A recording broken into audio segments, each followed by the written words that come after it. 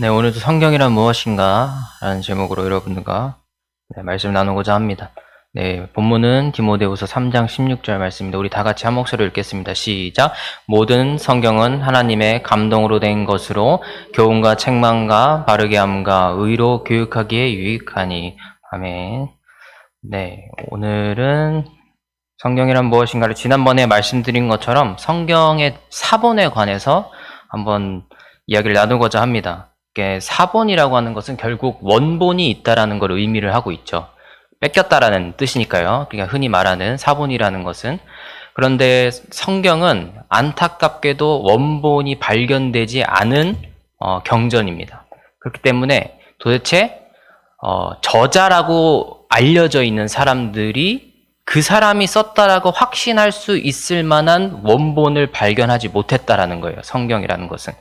그래서 이 사본만 남아있는 이 기독교의 입장에서는 이 사본들이 수천, 수백 개가, 수만 개가 발견이 되지만 그 가운데 원본을 그대로 따르고 있는 것이 무엇이냐를 거슬러 올라가는 게 거꾸로 우리는 사본을 통해서 찾아야 된다는 거죠. 그래서 사본을 가지고 원본이 어떤 것이었을 거다라고 거꾸로 추적해서 올라가야 되는 게 기독교의 현실입니다.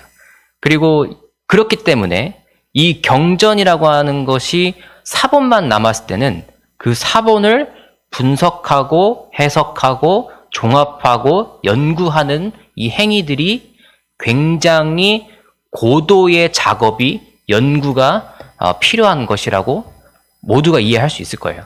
그래서 이 부분들이 굉장히 중요한데, 왜냐하면 이거는 경전을 다뤄야 되는 작업이기 때문에 만약에 글씨 하나라도 토씨 하나라도 틀리는 순간 말씀에 대한 해석이 달라질 수가 있어요. 그렇기 때문에 우리가 여태까지 계속 지금도 발굴되고 있는 고고학적인 자료들을 통해서 이 성경에 대한 것들을 최신화를 시켜야 되는 게 우리에게 있어서, 기독교인에게 있어서는 숙명이라는 거예요. 그렇기 때문에 여러분들이 지금 한국어 성경도 제가 다음 달에는 이 성경 번역사를 좀 다루려고 하는데, 특히 한국어를 중심으로 번역도 해석이고 이 사본을 다루는 것도 어떻게 보면 해석에 영향을 주는 작업이기 때문에 성경이 계속해서 최신화된다라는 것은 무조건 필요한 작업인 겁니다. 기독교에 있어서. 왜냐하면 고고학적으로 더 오래된 사본들은 계속해서 발견이 되고 있기 때문에. 그러니까 여러분들 상식적으로 생각했을 때도 10년 전에 쓴 성경이 좀 더 가서 1000년 전에 쓴 성경이 원본에 가까울까요? 2000년 전에 쓴 성경이 원본에 가까울까요? 2000년 전에 쓴 게 훨씬 가깝다라는 거죠. 그렇기 때문에 이 고고학적인 발견을 우리가 지금도 발굴이 되고 있기 때문에 절대 무시를 할 수 없다라는 겁니다. 그래서 보통 이 한 가지 역본에만 너무 경도되어서 흔히들 말씀 보존학회 이런 곳은 킹 제임스 버전만 완전한 성경이다 이렇게 얘기하는 곳이 있어요. 혹은 개역 개정은 너무 변모가 많이 돼서 개역 한글을 써야 된다 이런 데도 있고, 그거는 다 이런 작업들을 무시한 행태라는 거예요. 이게 고고학적인 발견을 무시를 할 수가 없습니다. 왜냐하면 그것이 더 원본에 가깝다라는 것은 상식적으로 생각해도 당연한 거기 때문에. 그래서 그런 것들이 연구가 지속적으로 되고 있는 게 기독교의 경전이라는 거예요. 그래서 우리가 지금 보고 있는 성경이 한 10년 뒤에는 번역이 달라질 수 있어요. 최근에도 새한글 성경이라고 새로운 버전의 성경이 대한기독교 아니죠. 성서공회에서 나왔습니다. 그거는 쿰란 문서라고 하는 1947년도에 제가 좀 이따 얘기할 건데 발견된 사해문서라고 하는 연구가 최신화된 연구가 반영이 된 한국어 번역 성경이에요. 그렇기 때문에 우리가 개역 한글에서 개역 개정으로 바뀐 것처럼 언젠가는 새 한글 성경으로 바뀔 수도 있고 다른 걸로 바뀔 수 있지만 최신화된 본문을 써야 되는 게 기독교의 경전이 가지고 있는 숙명이라는 것을 이해를 하고 가셔야 됩니다. 그래서 제가 이 사본에 대한 얘기를 말씀을 드리는 거예요. 어쨌든 이게 기본적인 세팅인 겁니다. 저희 기독교에 있어서. 자, 그래서 신약 성경과 구약 성경을 나눠서 한번 사본을 살펴볼 거예요. 왜냐하면 지난 시간에 정경화 과정이라고 해서 어떻게 39권과 27권이 한꺼번에 묶여가지고 나오게 되느냐를 다뤘기 때문에 오늘은 사본에 좀 더 집중하자는 의미에서 신약 성경과 구약 성경을 구분해서 좀 말씀을 드리겠습니다. 그래서 먼저는 이제 신약 성경에 대해서 여러분들에게 말씀을 드리고자 하는데, 우리가 처음 사본이라고 하는 것, 특히 신약 성경이라고 하는 것이 어떠한 종이에 쓰여졌을까요? 여러분 잘 아시다시피 그냥 종이는 아니겠죠. 종이는 발견된 지 중국에서부터 시작이 됐기 때문에, 그래서 옛날에 고대의 초대교회에서 썼던 종이는 우리가 잘 아는 파피루스라는 종이에다가 썼어요. 갈대를 엮어서 만든 종이에다가 썼는데, 이게 영어 단어 페이퍼의 어원이 되는 이제 옛날 종입니다. 고대 종인데, 이 종이는 수천 년 전부터 사용했고 이집트의 문서들도 거기에서 발견되는 것들이 있습니다. 근데 이 파피루스라는 거는 갈대를 꺾어가지고 엮어서 말리고 하면서 만들었기 때문에 내구성이 그렇게 좋지가 못해요. 갈대니까 어쨌든 섬유질이라고 해도 갈대라서 좀 약해요. 그렇기 때문에 습도가 높다든지 뭔가 좀 조건이 안 맞으면 바로 썩어버립니다. 곰팡이가 피고. 근데 이집트는 다행히 건조한 사막 기후이기 때문에 이 파피루스라고 하는 갈대로 만든 종이일지라도 굉장히 오랜 시간 보존돼서 오늘날의 우리에게까지 발견될 수 있을 정도로 보존 상태가 굉장히 양호하다라는 거예요. 그래서 이 파피루스라는 종이에 쓰여진 분류의 이 신약 성서의 사본들이 지금도 남아있는 게 있습니다. 근데 그런 종이들에 남아있는 경우에는 이 신약 성서 파피루스 필사본은 보통 기원 후 2세기부터 7세기까지 만들어져 있어요. 네. 기원전 2세기부터 7세기까지 나눠져 있는데, 지금 제가 앞으로 말씀드린 것들은 이제 이 사본에 대한 종류에 대해서 말씀을 드리는 거예요. 그리고 이 사본을 총괄적으로 관리를 하는 본부가 독일에 있습니다. 신약 본문 연구소라는 게 있어요.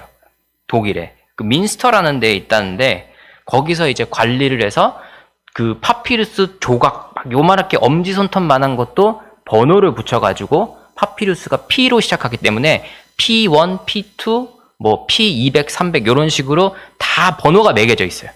그래서 그거를 가지고 원래는 이제 그냥 파피루스 종이는 사람들이 돌려보면 다 상해서 없어질 거 아니에요. 그러니까 이거를 몇 미리 엑스레이를 찍어본다든지 여러 가지 고고학적인 기술을 통해서 스캔을 떠요. 그래서 그 자료를 다 홈페이지에 올려놓습니다. 그럼 그걸 가지고 전 세계에 있는 학자들이 그거를 보고 연구를 하는 거예요. 그렇게 시작이 되는 게 성서 사본 연구의 어떻게 보면 시발점이라고 볼 수 있습니다. 그래서 고고학자들이 그걸 발견을 하면은 거기 성서 본문, 신약 본문 연구소에 보내서 스캔을 떠서 모두가 온라인으로 공유할 수 있게 해서 그거를 다 각자 연구한다. 그럼 구약도 다른 연구소가 있어요. 구약은. 그래서 거기 조금 이따 말씀드릴 건데 거기서도 그렇게 진행을 하고 있습니다. 그래서 이 사본들에 대해서 첫 번째 카테고리가 파피루스로 만든 것이다. 그리고 그게 2세기부터 7세기까지의 시기에 적힌 신약 성서의 내용들이 발견이 되고 모아지고 있다라는 겁니다.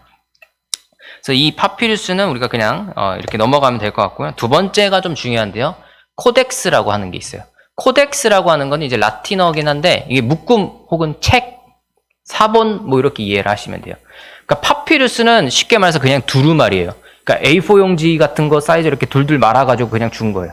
그러다 보니까 긴 내용을 통째로 할 수가 없어요. 그러니까 권별로 있다는 거죠. 만약에 좀 두꺼운 책이면은 두루마리가 몇 개로 나눠져 있겠죠. 근데 코덱스는 우리가 흔히 이야기하는 두꺼운 책이에요. 묶음으로 되어 있습니다.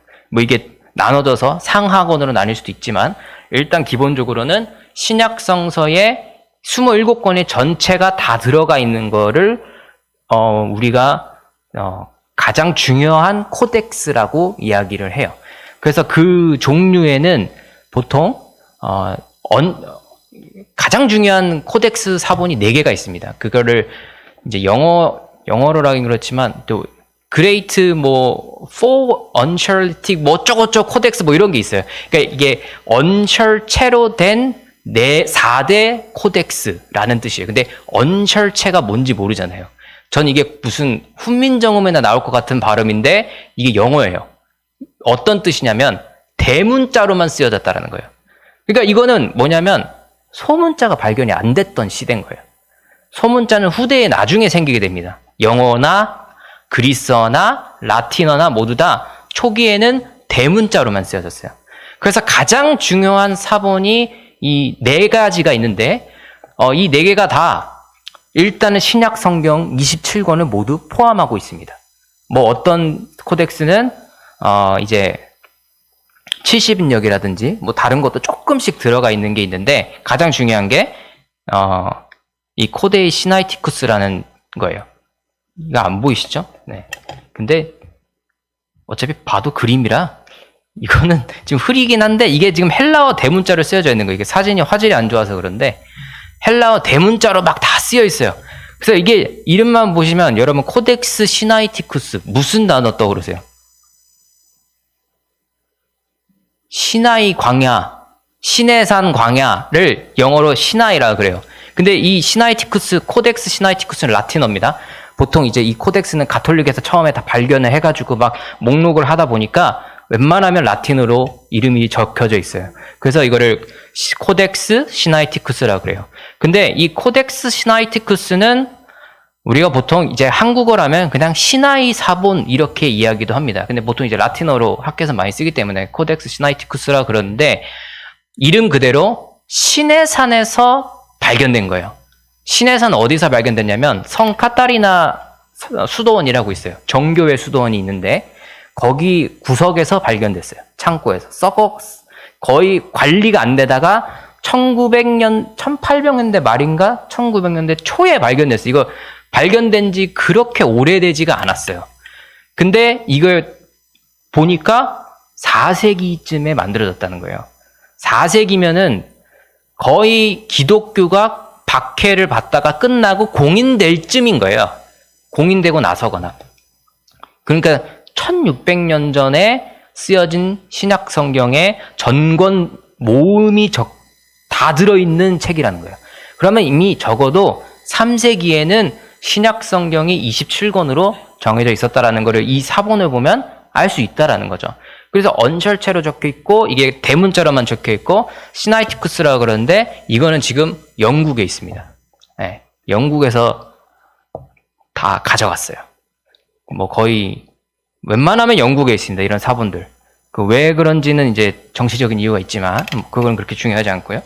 그래서 이 코덱스라고 불리는 책들은 아까 말씀드린 파피루스에 적기에는 얘네가 너무 두껍고 양이 많기 때문에 갈대종이들은 견디질 못해요. 내구도가. 그래서 얘네들은 주로 양피지, 양의 가죽으로 만들어진 책으로 이렇게 완성이 되어 있습니다. 그래서 내구도가 좋기 때문에 보관할 습도만 조심하면 상하지 않게 되는 거죠. 가죽에 적었기 때문에. 근데 이제 이 가죽도 이렇게 지금 신약성서만 이렇게 돼 있지만 이거 한 권 다 만들려면 양이 40마리가 필요해요. 이거 책 한 권 만들 때. 양 40마리면 지금 사도 비싸요. 근데 여기에 이제 일일이 다 수고스럽게 글자를 아는 지식인이 이걸 다 일일이 써야 돼요. 그럼 인건비가 어마어마하게 들겠죠. 이거 몇 년 동안 써야 되니까. 그러니까 이거는 당시에 성경책이라는 거는 중세 시대까지만 하더라도 이거는 아무나 가질 수 없고 읽을 수 없는 거예요. 너무 귀한 거예요. 그리고 이 글자를 쓰는 게 오늘날 우리에게 너무나 당연하고 읽는 것도 당연하지만 당시에는 글자를 읽는다는 거는 초엘리트 집단인 거예요. 1%가 안 돼요. 식자층이라고 하는 게 2000년 전에. 근데 이거를 적으면서 한다라는 거는 당시에 있어서 거의 우리가 지금 오늘날로 치면 반도체 만드는 거나 비슷한 수준의 첨단 산업이에요. 이렇게 책을 만든다는 거는. 그 때문에 이건 너무 귀중한 거예요. 근데 이게 수도원 창고에서 썩혀 있다가 나중에 발견됐는데 오히려 그게 썩혀 있어서 피해를 안 입은 것일 수도 있어요. 모두가 잊고 지나갔기 때문에. 오히려 만약에 이게 오래된 게 알려졌다라면은 누군가에 의해서 약탈을 당하거나 특히 여기 신해산 쪽에 있는 수도원이 이슬람도 왔다 갔다 했고 유대교도 왔다 갔다 했고 기독교도 왔다 갔다 했던 주인이 계속 바뀌었던 지역이기 때문에 만약에 이렇게 귀한 게 수도원에 있다? 없애버렸을 수도 있어요. 오히려 잊혀졌기 때문에 발견됐을 가능성도 있는데 뭐 은혜라고 하면 또 은혜라고 이야기를 할 수 있겠죠. 그래서 이게 가장 중요한 것 중에 하나인 코덱스 시나이티쿠스라는 사본이 있고요. 그 다음에 코덱스 바티카누스라는 게 있어요. 이거는 말 그대로 가톨릭의 그 본산인 바티칸, 로마 바티칸의 지금 도서관에 있습니다. 이 책은. 근데 이것도 로마에서 쓰여졌다고 이제 이야기를 해요. 그래서 이것도 대문자로 쓰여졌고, 이것도 아까 말씀드린 시나이티쿠스랑 거의 비슷한 시기에 작성이 되었을 것이다 라고 이렇게 추정을 하고 있는 책입니다. 그래서 이것도 굉장히 중요한 책이에요. 근데 요 시나이티쿠스보다 조금 이른 시기에 비슷하지만 조금 더 얘가 먼저 나왔을 것이다 라고 추정을 해요. 이런 거는 이제 뭐 방사선 탄소 동위 원소 뭐 어쩌고 뭐 이런 걸로 하면은 측정이 됩니다. 뭐 저는 모르는 영역이기 때문에 그런 과학적인 어떤 조치를 취하면 연대가 나와요. 그래서 이런 것들도 사실 과학기술의 발전이 없었으면은 몇 년도에 만들어졌는지를 사실상 알 수가 없었어요. 이건 100년 전부터, 이거는 코덱스 바티카누스는 이건 상당히 오래전부터 바티칸에서 그 자기들만의 도서관에 꽁꽁 싸매고 있었던 거예요. 이거는 굉장히 오래됐거든요. 발견된 지. 근데도 몇 년 전에, 그러니까 언제 때 만들어졌는지를 그렇게 정확하게 알 수가 없었어요. 그동안. 그래도 기술이 발달했기 때문에 이걸 알 수가 있게 되는 거죠. 그래서 이게 아무리 옛날 사람들이 그때랑 가까웠을지라도 이 사본의 가치를 발견할 수 있는 거는 과학기술이 발달한 오늘날에서야 발견될 수 있다라는 지점도 우리가 무시를 할 수 없다라는 거예요. 그래서 과거의 사람이 더 과거의 내용을 많이 알았을까? 오늘의 사람이 더 과거의 내용을 많이 알았을까라는 거는 이게 그냥 단순하게 비교할 수가 없는 부분이라는 거예요.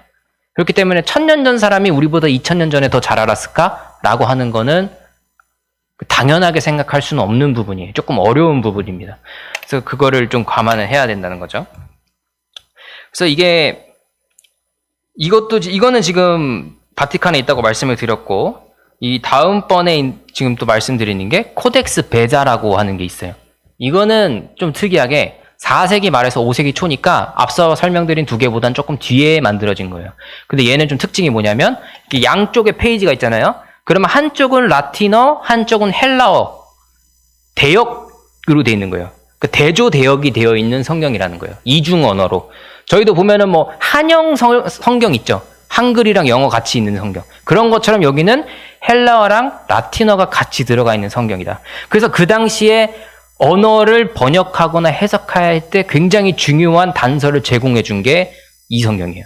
왜냐하면 라틴어는 굉장히 중세 라틴어 때 연구가 많이 돼 있어요. 가톨릭에서 자료들이 엄청 많이 있기 때문에. 근데 헬라어는 그거에 비하면은 조금 적거든요, 양이. 아무래도 오래전이기 때문에.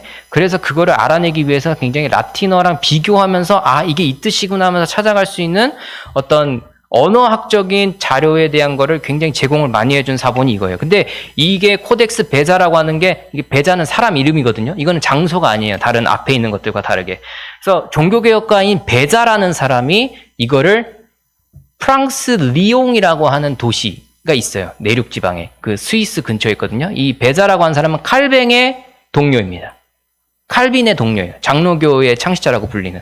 그래서 이 사람이 리옹에서 종교 전쟁 때문에 폭동이 일어나가지고, 이게 무슨 교회 어딘가 이렇게 있었나? 도서관에 있었나 했는데, 폭동이 일어나니까 이거를 중요한 자료니까 살려야겠다 해가지고 이 사람이 리옹이라고 하는 곳에서 이 사본을 얻어가지고 피신을 갔어요.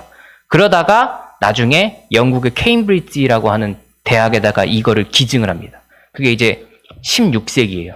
17세기예요. 그래서 4세기 말에서 5세기 초에 작성으로 추정되지만 이게 영국으로 넘어가게 된 거는 16세기 정도의 17세기나 16세기 정도 사이에서 영국 케임브리지 대학에 넘어가게 됩니다. 그래서 거기서 연구를 굉장히 많이 하게 되는 거죠. 그래서 지금 이 3개 중에 2개가 지금 영국에 있는 거예요. 자, 그리고 제가 하나 빼먹은 게 있는데, 이 시나이티쿠스, 이게 원래는 상트페테르부르크에 있었어요. 러시아에 있었어요. 러시아에 있었다가 그거를 스탈린이 돈이 없어서 영국에 팔았어요. 이거를. 그 1933년경에 팔았다고 그러는데, 그 스탈린도 이게 중요한 건 알겠지만 그 당시 공산주의라고 하는 건 종교를 인정하지 않기 때문에 솔직히 이거를 가지고 있어봤자 무용인 거예요. 가지고 있으면 뭐 기독교를 인정해 준다는 게 돼버리고, 그렇지 않니 버리긴 아까우니까 돈 주고 팔았죠. 그 당시 어려웠기 때문에 러시아가 그땐 소련이죠. 네, 그래서 영국에다가 비싼 돈 주고 팔았는데 사실 이거는 기독교적인 가치로 봤을 땐 절대 팔면 안 되는 정도의 값어치를 가지고 있는 거나 마찬가지예요. 근데 영국은 그 당시에 운이 좋게도 이거랑 배자랑 해가지고 두 개나 지금 가지고 있다라는 거죠.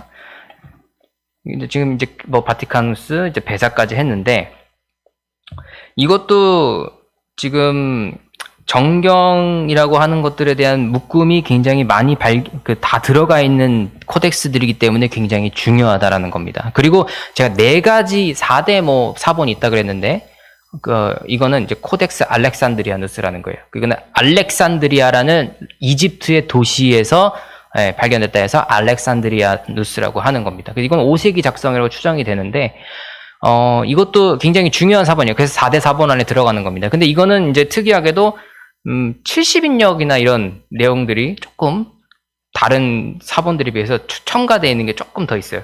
근데 그게 아무래도 알렉산드리아누스라고 하는 도시 자체가 그리스의 영향을 많이 받은 곳이니까, 또 로마 제국의 영향을 많이 받은 곳이니까 뭐 그러지 않겠는가라는 이제 추정을 하는 그런 코덱스입니다. 그래서 이 지금 4개의 책들이 굉장히 신학 성서 사본에 있어서 굉장히 중요한 자리에 위치하고 있는 사본들이다라는 것을 간단히 말씀을 드렸고요. 그리고 고대 성경의 역본이 굉장히 많아요. 지금 말씀드린 건 4가지만 말씀드렸지만, 근데 이거는 전체로 코덱스로 되어 있는 거지만 이거는 조각들도 있고 파피루스 두루마리도 있고, 하지만 이게 항상 그리스어로 적혀 있거나 라틴어로 적혀 있거나 이건 아니란 말이죠. 당시에 많은 언어들로 번역이 됐어요. 그래서 헬라어도 있고 라틴어도 있고 시리아어도, 이거 우리가 보통 이제 아람어라고 얘기를 하죠. 그래서 그 다음에 콥트어, 이거는 이제 콥트 정교회라고, 콥트 교회라고 이집트 쪽에서 파생된 기독교의 교파가 있습니다. 그래서 거기 사람들이 이제 쓰는 그 역본 중에 이제 유명한 게 이제 나그함마디 문서라는 게 있죠. 그리고 시리아어로 번역된 거는 뭐 탈군 번역이라고 그러고, 라틴어로 번역된 거는 이제 불가타 버전이라고 그러고, 그다음 뭐 아르메니아어, 조지아어, 고트어는 이제 저쪽 그 프랑스 좀 위쪽에 올라가야지 있는 거고 민족이고, 조지아나 아르메니아는 터키 쪽인데 그 카프카스 산맥이라고 있어요. 터키랑 러시아 사이에 있는 산맥인데 그쪽 넘어 러시아 쪽. 우리 요즘에는 이제 이 조지아를 그루지아로 했다가 조지아로 이름을 바꾼 곳인데, 여기도 아르메니아랑 더불어서 기독교가 들어간 지 굉장히 오래된 나라예요. 그리고 아르메니아는 우리가 보통 잘 모르는데 최초의 기독교가 국교가 된 나라입니다. 아르메니아가. 그래서 이 사람들은 여기에 대한 자부심이 굉장히 강해요.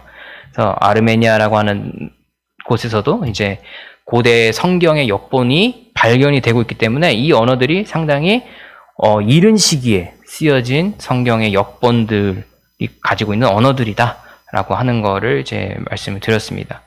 그러면은 이제 이 성서들도 있고, 그 다음에 코덱스, 파피루스, 코덱스 얘기 드렸고, 3번째로 비잔티움 제국이 이제 동로마 제국이라고 하는 건데, 동로마 제국이 이게 좀 역사가 들어가서 좀 복잡할 수도 있습니다. 근데 이제 여러분들이 생각하시기에 로마 제국이라고 하는 거는 그냥 우리가 신약 성서에 나오는 로마 제국만 생각하시는데, 그 이후에 이제 로마가 반으로 쪼개져요. 476년도에.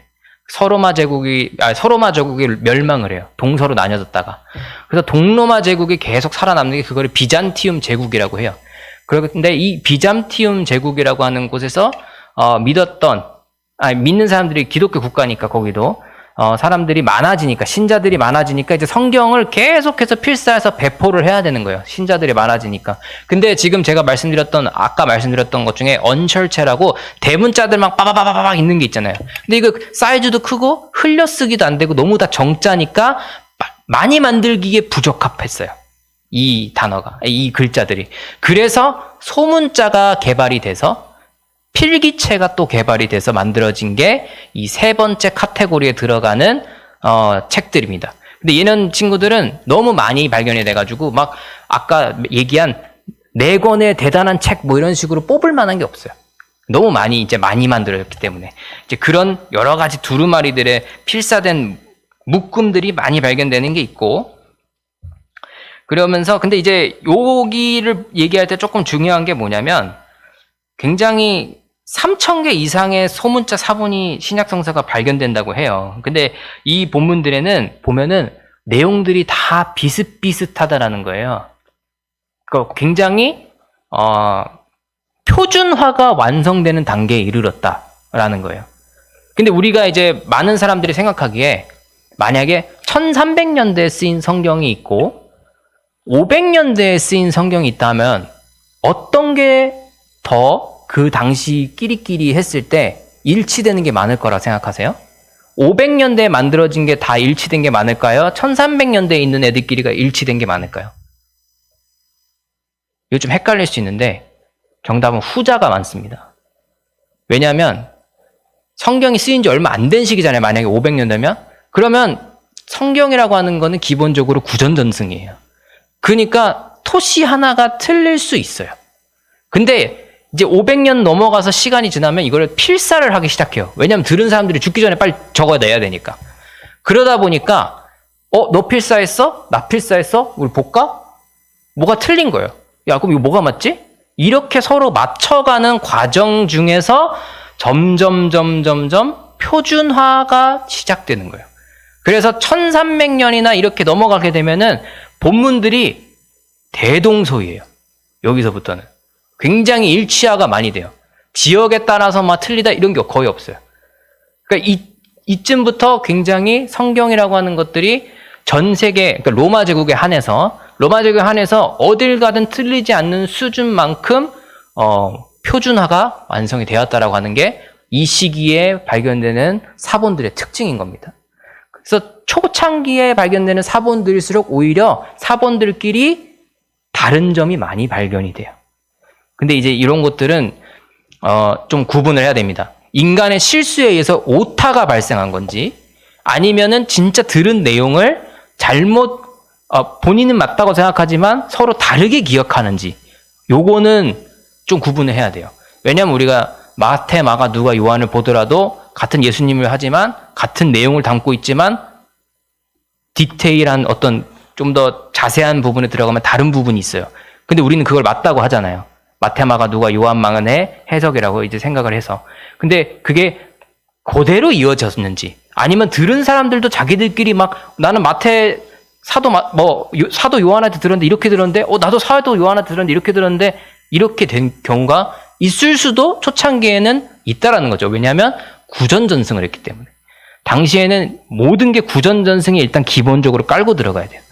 그 다음에 이제 글쓰기로 해서 이렇게 사본이 만들어지게 되는 게 흐름이기 때문에 그걸 우리가 인지를 하고 가야 됩니다. 그 다음 마지막으로 4번째 범주는 이건 성구집이에요. 그러니까 우리가 보통 성구집이라고 하면은 전례 때 쓰이는 거죠. 예전 때. 그러니까 예배를 드릴 때 뭐 우리가 교독 이제 시편을 이렇게 몇 절 이렇게 사회자랑 이제 청중이랑 이렇게 번갈아 가면서 이렇게 하는 경우가 좀 예전을 강조하는 교회일수록 있어요. 관동교회는 없지만 다른 교회 가보시면 예배를 드려보시면은 이렇게 교독하는 형태가 있습니다. 교독문이라고 하죠. 교독문이 있는 교회들이 있어요. 이제 그런 전례가 과거에는 굉장히 많이 있고 가톨릭도 지금도 하고 있기 때문에 그런 것들을 묶어놓은 사본들이 많아요. 그러니까 이거는 특정한 시기에 읽는 거예요. 우리가 대림절이다 그러면 이때 읽는 그 교독문이 따로 있고, 그리고 성령 강림주다 그럼 그때 읽는 교독문이 따로 있어요. 근데 이거를 일일이 큰 두꺼운 책 하나 가지고 막 그 당시에 막 양 40마리 잡아야 되는 그 비싼 책을 막 이렇게 뒤지면서 예배 시간에 어떻게 합니까, 그거를. 그러니까 따로 책으로 묶어 놓는 거죠. 우리도 지금도 교독문이라고 있어요. 교독문, 성시 교독문 몇 번을 뭐 같이 교독하겠습니다. 이런 식으로 하는 게 지금도 있습니다. 근데 그 당시에도 그렇게 찾기 쉽게 만들어 놓은 교독문이 있어서, 성구집이 있어서 발견되는 것들이 굉장히 많이 있다라는 거죠. 그래서 사본들의 그런 것도 포함이 됩니다. 자, 이게 이제 우리가 보통 사본들이라는 걸 발견했을 때 나누는 4가지 범주인데요. 뭐 크게 그냥 여러분들은 듣기만 하셔도 돼요. 이거 뭐 기억하실 필요는 없고, 그냥 이렇게 되어 있다라는 거죠. 그러면 이제 여러분들한테 이제 질문이 생길 수도 있는데, 오늘 제가 어차피 여기 있어야 되기 때문에 오늘 좀 길게 할게요. 네. 원래였으면 지금 좀 맞춰야 되는데 영상이 하나 있어요. 이렇게 사본이 많으면 도대체 뭐가 정답이냐? 1번, 2번, 3번, 4번, 4번이 다 뭔가 한 글자씩 달라요. 그럼 어떤 게 정답이죠? 이런 걸 찾는 게 학자들이 하는 역할이에요. 그거를 어떻게 하는지 그걸 한번 이제 소리가 좀 크죠? 네. 제가 이거 하면서 설명을 한번 How do you account for the errors of the scribes when the New Testament was handed down person to person? Yeah, excellent question. There are errors that we know about. Why? Because we can compare the documents, we can compare the manuscripts and see where the errors are. 자, 이게 사본이 많이 발견된다 이거예요. 근데 한 글자씩 틀려요. 같은 부분에서 만약에. 같은 부분인데 여기는 지금 이제 한글은 뭐 단어가 다 이렇게 조합이 되어 있으니까 상관없는데 알파벳으로 이렇게 길게 나열되는데 뭔가 여기 A가 들어가야 되는데 누구는 B를 썼고 누구는 C를 썼고 이랬단 말이에요. 그럼 단어가 달라질 수도 있고 아니면 의미가 달라질 수도 있어요. 근데 한 글자만 다르네? 근데 다른 것들 보니까 얘는 요 위치가 아니라 다른 위치가 달라. 그런 경우에 어떻게 판단하느냐 어떤 기준을 이제 보여주는 겁니다.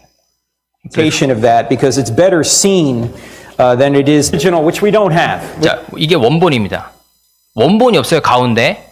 지금 여기 오리지널 매뉴스크립트 원본이 없어요. 성경은. 그쵸? 그래서 4본 1, 2, 3, 4가 있다. At least we say you find 4 different copies. And in the first copy, you see an error right here. 지금 여기에요. And then another 요 한 copy, 글자가 there's 다르네. another 카피 1번은. 카피 2번은 이거 두 번째 글자가 다르네. error right there. In the third copy, there's another 세 번째. error right there. And in the fourth copy, there's an error right there. 이렇게 달라요. 그러면은 어떻게 찾을까요? 같이 보면은 여기 첫 번째 다 J네. 그럼 여기 J겠다. 요렇게 찾는다는 거예요. U 얘만 다르네. 그럼 여기 U겠네. 확률이 지금 다수결로 따라가는 거예요. 많이 발견된 쪽으로. 무슨 말인지 아시겠죠? 이런 식으로 사본이 수천 개 있으면 이걸 다 비교해가지고 다른 부분들에 관해서 요게 다수결로 이걸 많이 썼으니까 요게 정답일 것이다 라고 생각을 하는 겁니다. 일단 1차적으로. 요건 이제 넘어갈게요. 다른 사본과 비교를 통해서 오류를 수정할 수 있다. 그럼 이제 우리가 질문하는 거죠. 왜 하나님은 원본을 허락하지 않으셨는가? 이거 초반에 한번 말씀드린 적이 있어요. 왜 원본이 우리에게 없을까에 대해서. 잠깐만요. 이제 소리가 안 나네. We tend to venerate things like 자, that, 첫 번째 right? 원본이 있으면 이걸 Number two, 우상화 시켰을 거다. if I had the original, what could I do to it? 원본이 I could 있으면 alter 이제 it, right? 조작을 할 수 You had a 있다. copy, you had a copy, you had a copy, you had a copy, you had a copy, you had a copy, and I had a copy, and I changed my copy. Is 그렇죠. everyone going to know? 너나 나나 다 같이 우리가 사본을 가지고 있으면 비교해서 얘 조작했다. 이게 걸린다는 거예요. 그렇기 때문에 원본이 없는 게 우리한테 더 차라리 유익이다 라고 얘기하는 거죠. Who changed their copy? You do that. Able to preserve the original better. 그래서 원본이 없음으로 오히려 원본을 더 잘 보존할 수 있다 라는 거예요. 그러니까 이런 거 생각하면 원본이 있는 게 낫지 않아? 라는 게 우리 인간의 당연한 생각인데 학자들은 머리가 달라. 이거를 굉장히 논리적으로 잘 설명해줘요. 오히려 원본이 없기 때문에 우리가 원본을 조작할 수 없고 원본을 우상화시킬 이유도 없기 때문에 이단이 생길 가능성을 현저히 줄인다는 거예요. 12 copies, copy 2 gets 24 copies, and then you've got copy 4 that gets 400 copies, but copy 4 is the incorrect copy. 이제 여기서 말하는 건 이거예요. 제가 아까 1, 2, 3, 4 얘기했을 때 이게 다 같은 본문에 대한 내용이라고 하지만 만약에 이 1번 내용으로 그러니까 사본이 100개가 있고 2번 내용이 200개가 있고 3번 내용이 100개가 있고 4번 내용이 400개 있다. 근데 제가 아까 다수결로 결정한다 이랬잖아요. 근데 만약에 틀린 게 더 많아. 그럼 어떡할 거냐라는 질문인 거예요, 지금. How do we justify truth in that, as well as how do we justify the truth in Jesus' exact words when we didn't hear them ourselves? Okay. There is no significant doctrine, theological doctrine, that is affected by any variant. 이게 지금 이 학자가 얘기하는 건데, 그러니까 많은 학자들이 이렇게 얘기해요. 뭐라고 얘기하냐면 성경 사본 때문에 심각한 문제가 발생한 거는 전혀 없다. 교리상에서. 사소한 문제지 우리가 믿고 있는 신앙에서 우리의 믿음을 송두리째 흔들 만큼의 어떤 오류가 발견된 적은 지금까지 없다라는 거예요. 이 수많은 오류가 있을 수 있지만 인간이 썼기 때문에 그래서 믿을만 하다라는 겁니다. 결국 하는 말이. 그래서 이 저명한 비판가 뭐 바트 얼만이라는 사람 뭐 이렇게 나오는데 이 사람 정말 유명해요. 이 사람은 기독교적에 학술적으로 비평하는 사람인데 이 사람은 믿는 사람은 아니에요. 근데 유대인인 걸로 제가 알고 있는데 굉장히 날카롭게 비평을 하시는 분인데 이 사람도 메츠커라는 사람은 굉장히 신약성서 사본학에 거의 1등인 사람이에요. 메츠커라는 그 신학자가. 이 사람의 멘토인 프린스턴 대학의 메츠커라는 교수랑 아까 그 바트 얼만이라는 사람, 이 사람은 유대교 출신의 유대인 출신의 이제 성경을 비판하는 사람인데 특히 신약 성서를 본인은 기독교인이 아니기 때문에 근데도 이 사본에 대한 신뢰성만큼은 굉장히 높다라고 이 비판하는 사람도 인정을 한다라는 거예요. 그래서 이 굉장히 여러 가지 이야기들을 나누고 있지만 여기서는 이 정도만 이야기를 하면 될 것 같아요. 그러니까 신약 성서는 이렇게 정리가 됩니다. 그러니까 이거는 구약 성서도 마찬가지예요. 사본에 대한 얘기를 전체적으로 학자들이 어떻게 연구를 하고 어떻게 원본에 가까운 곳을 찾고 그리고 이런 것들이 사람들이 많이 이야기를 해요. 뭐 나그 한마디 문서, 뭐 사해 문서, 뭐 이런 거 발견됐는데 이게 지금 우리가 읽는 성경이랑 뭐가 다르더라 이런 얘기하는 비판하는 사람들이 있단 말이죠. 기독교인이 아닌 사람들 특히. 그래서 기독교는 사람이 만든 종교 아닙니까? 이렇게 얘기를 한단 말이에요. 근데 그거는 사본을 하나만 봐서 그런 거라는 거예요. 그러니까 전체적인 사본 수천 개를 다 비교해보면 기독교 신앙을 뒤흔들 만한 어떤 막 천지가 개벽할 만한 그런 교리적인 문제점이 발견되지 않는다라는 게 학자들의 결론인 겁니다. 그러니까 이렇게 있고, 그럼 이제 이 여러 가지 지금 문서들 지금 제가 다 말씀드렸잖아요. 근데 이거 전부 다 헬라어로 지금 번역된 성경이에요. 번역이 아니죠. 헬라어로 기록된 성경이에요. 그러면은 이제 이 사본들이 막 여러 개 있잖아요. 지금 뭐 시나이 있고, 뭐 베자 있고, 막 바티카노스 있고, 막 이래요. 지금 여러 가지 중요한 판본들이 막 나눠져 있단 말이에요. 그러면은 뭐가 제일 신뢰 가능한 겁니까? 여기 중에서. 그거 모르죠. 근데 우리는 지금 아까 동영상에서 본 것처럼 1번, 2번, 3번, 4번을 그러면 비교해서 하나로 만들면 이게 원문에 제일 가까운 게 되겠죠. 그거를 한 신학자들이 이제 나오는 거예요. 그럼 여태까지 계속 발견된 그 신약 성서의 그 내용들을, 그 사본들을 하나로 다 합쳐가지고 제일 원본에 가까운 거 만들어 보자라는 시도가 지금 제가 정리를 해놓은 겁니다. 그래서 1516년에 에라스무스라는 종교개혁 시기에 딱 1517년에 루터의 종교개혁이라는데 그 1년 전에 에라스무스가 신약성서, 그리스어로 된 신약성서를 내요. 근데 이 신약성서가 왜 또 중요하냐면 당시에 가톨릭밖에 없었죠. 종교개혁 1년 전이니까 여기 가톨릭에서는 라틴어로 쓰여져 있는 불가타 성경밖에 쓰질 않았어요. 그리고 그렇기 때문에 다른 언어로 번역한다는 것은 교회에 대한 반역의 행위였어요. 근데 이 에라스무스라는 사람이 네덜란드 사람인데 그 왕이랑 친했나 그때 추기경이랑 굉장히 친해가지고 다행히 그 발간은 할 수 있었는데 루터가 이 사람이 번역한 책을 보고 굉장히 가톨릭에 유리한 판본들만 짜집겠다 뭐 이렇게 비판을 하기도 해요. 근데 루터가 그렇게 판단했던 건 루터도 그리스어를 읽을 줄 알았다는 거거든요. 당시에 신부들은 라틴어와 헬라어와 히브리어는 기본적으로 할 줄 알아야 돼요. 근데 물론 그거는 지금 목사님들도 배우긴 해요. 근데 이게 너무 어려워요. 어렵기 때문에 사실 저도 읽기 정도나 뭐 문법 간단한 거 정도만 이제 가능하지 정말 딥하게 하려면은 깊게 파려면은 언어에만 수십 년을 바쳐도 이게 모자르기 때문에 엄청나게 전문가 수준까지 하려면 평생을 바쳐야 돼요, 이게. 근데 이제 당시에는 어느 정도 읽기도 다 어쨌든 원본에서 번역을 하는 사람들은 이런 거를 다 할 줄 아는 능력이 있던 사람들이었던 거죠. 물론 이게 전공마다 달라요. 신약을 전공하시는 분들은 무조건 헬라어를 할 줄 알아요. 알아야 되고 구약을 전공하시면 히브리어를 할 줄 알아야 돼요. 근데 저는 뭐 거기 전공은 아니어가지고 다른 거 하느라 좀 바빠서 그렇지만 이제 여기서 에라스무스가 1510년에 하고 스테파누스가 1551년 하고 독일의 튀셴도르프라는 사람이 19세기에 이제 또 만들게 됩니다. 그 다음에 근데 이 티셴도르프라는 사람이 굉장히 중요한 역할을 해요. 근데 이 당시에 발견되어 있는 코덱스라는 게 다 19세기에 발견돼요. 왜냐면 그 제국주의 시대 때 유럽 열강들이 아시아나 중동이나 아프리카를 다 지배할 때 뭐 했겠어요? 고고학자들 가서 거기 땅에 있는 유물들 다 발견해가지고 자기 나라로 가지고 가는 거예요. 그러니까 사본이 외국에 많아요. 이스라엘에 많이 없어요. 유럽에 많이 있어요. 그러니까 그거를 다 연구해가지고 하나로 아까 말했던 시나이, 뭐 이런 거 다 했는데 바티칸에다가 나 이거 성경 번역하는데 티셴도르프가 바티칸에 연락을 한 거예요. 뭐 바티칸 사본도 좀 봐서 좀 완전한 신약성서 만들려고 그러는데 너네 그 깊은 금고에 있는 거 보관소에 있는 거 좀 봐도 될까? 대출 좀 해도 될까? 근데 바티칸이 거절했어요.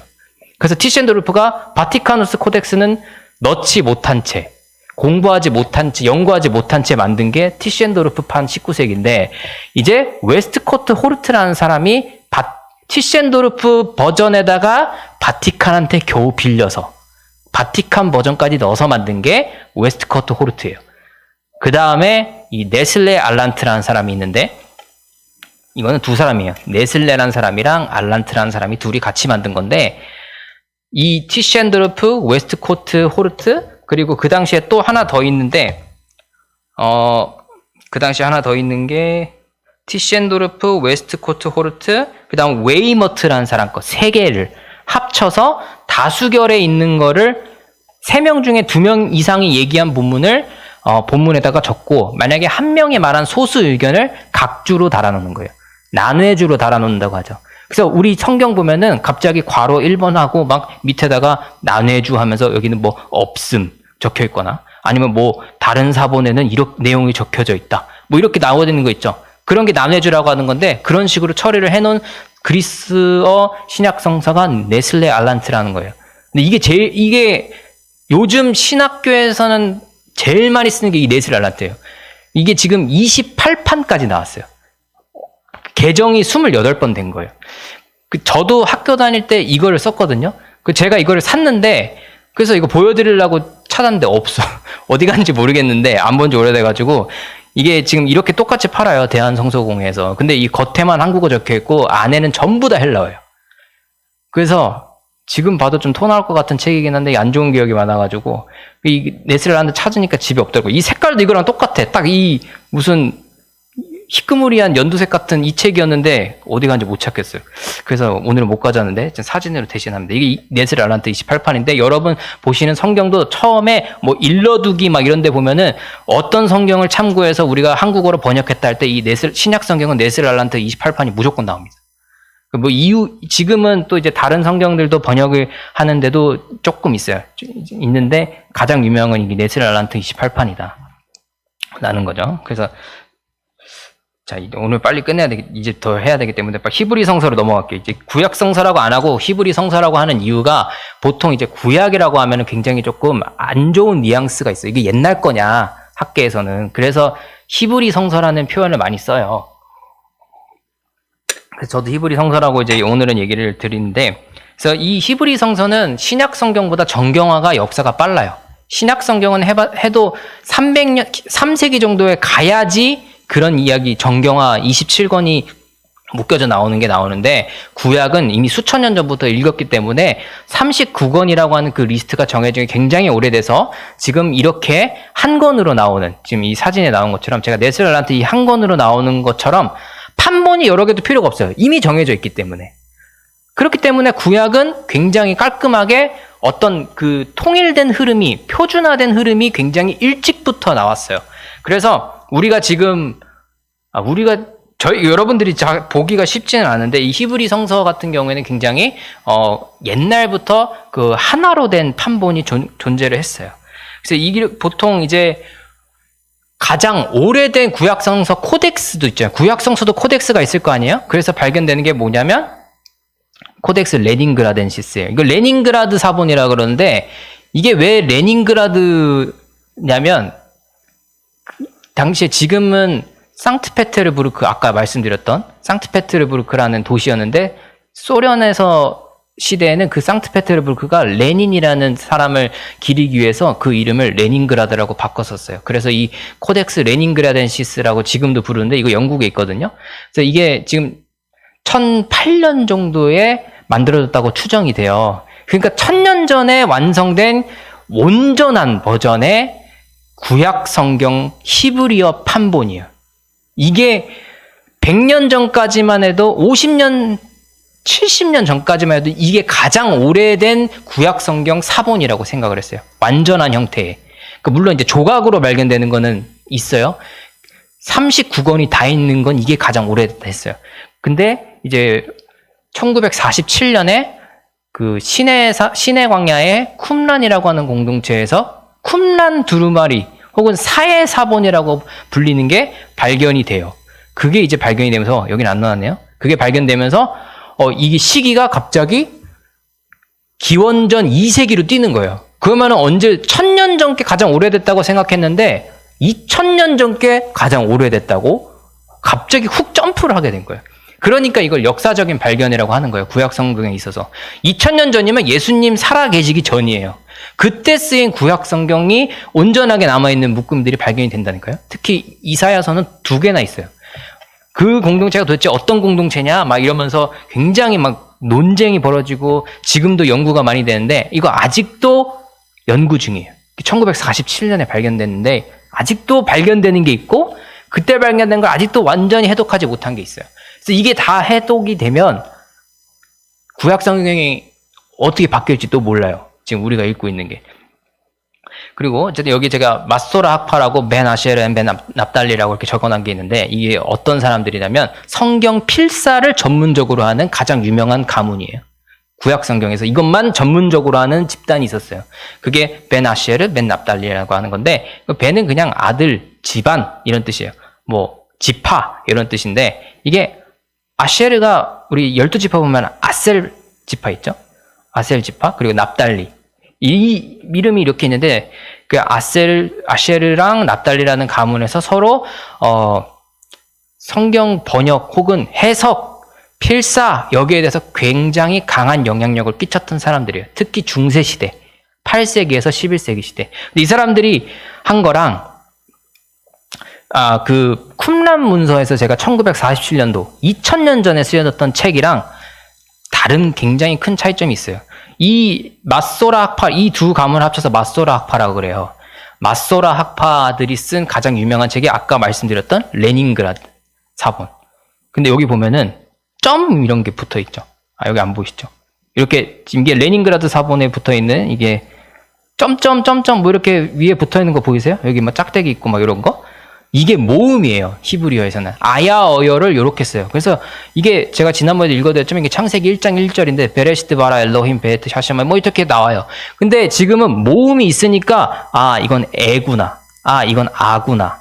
이건 아구나. 그래서 이게 바라 엘로힘 뭐 이런 식으로 발음을 한다는 거를 배운 사람은 알 수 있어요. 근데 제가 히브리어는 더더욱 구전정승 문화가 심했어요. 그래서 쿰란 문서에서 발견되는 히브리어 단어들을 보면 요 점들이 없어요. 그래서 발음을 어떻게 해야 되는지 만약에 조금이라도 공부 안 한 사람은 모르는 거예요. 그래서 계속 들린데 왜 자음만 놔뒀을까? 우리로 치면 기역, 니은, 디귿, 리을만 해놓은 거예요. 아야, 어여가 없는 거예요. 그럼 어떻게 발음할 줄 알아요? 근데 이거를 계속 우리가 맨날 회당에서 듣기 때문에 이것만 봐도 이걸 안다는 거예요.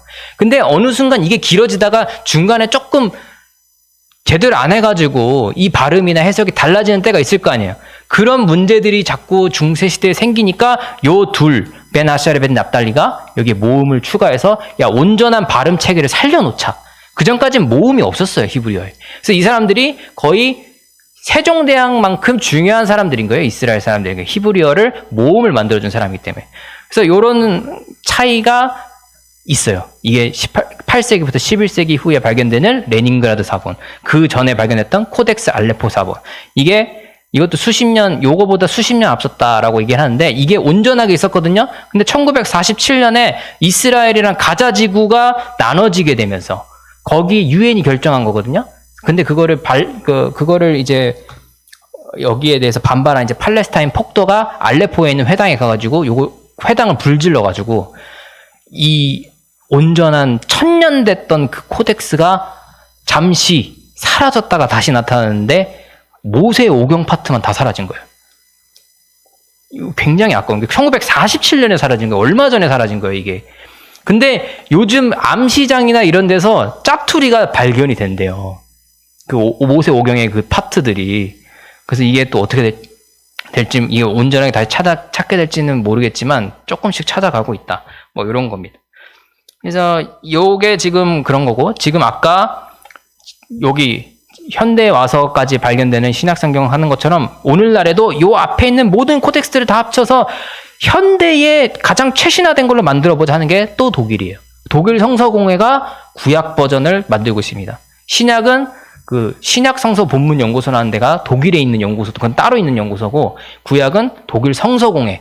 우리도 대한 성서공회가 있는데 독일도 독일 성서공회가 있어요. 근데 얘네들은 독일어만 하는 게 아니고 히브리어 구약 성경을 전문적으로 하는데요, 얘네들은. 그래서 모든 히브리어를 성경을 쓰는 데는 얘네가 만든 걸 써요. 저도 이걸로 배웠어요. 저는 뭘로 배웠냐면 여기 적겠죠. 비블리아 헤브라이카 스투트가르텐시아, 이걸로 배웠는데 이것도 책 색깔이 요거랑 똑같이 생겼어요. 기분 나쁘게. 뭐 좀 이 언어들의, 그래서 꼴배기가 싫은데 너무 힘들어가지고 똑같이 생겼어, 하필이면 책이. 그래서 이 비블리아 헤브라이카 슈트테가르텐시아 요걸로 배웠는데, 그래서 이거 배우는 사람들끼리는 그냥 줄여서 베하스라고 이렇게 불렀어요. 근데 이게 4판이고 이 위에 처음에 나왔던 게 비블리아 헤브라이카 키텔이라는 게 나왔고, 지금 5판이 개정 중에 있어요. 그래서 비블리아 헤브라이카 퀸타라고 하는데, 퀸타가 5라는 뜻이에요, 라틴어로. 이걸 왜 라틴어로 했는지 모르겠는데 라틴어로 본인들이 적어놨어요. 그래서 BHS에서 지금 BHQ로 지금 개정 중이에요. 근데 이게 언제 완성되냐고 거기서 발표한 게 독일 성서공회에서 뭐라고 얘기했냐면 2032년쯤에 완성될 거다라고 지금 하고 있어요. 그래서 지금 개정 중이긴 한데 아직도 지금 최신화된 게, 왜냐면 쿰란 문서 1947년도 버전이 여기에 이제 추가가 된다는 거예요. 그래서 지금 연구가 좀 미진하고 있기 때문에 아직도 한 5, 6년은 더 기다려야지 이 5번째 판이 나온다라는 거죠.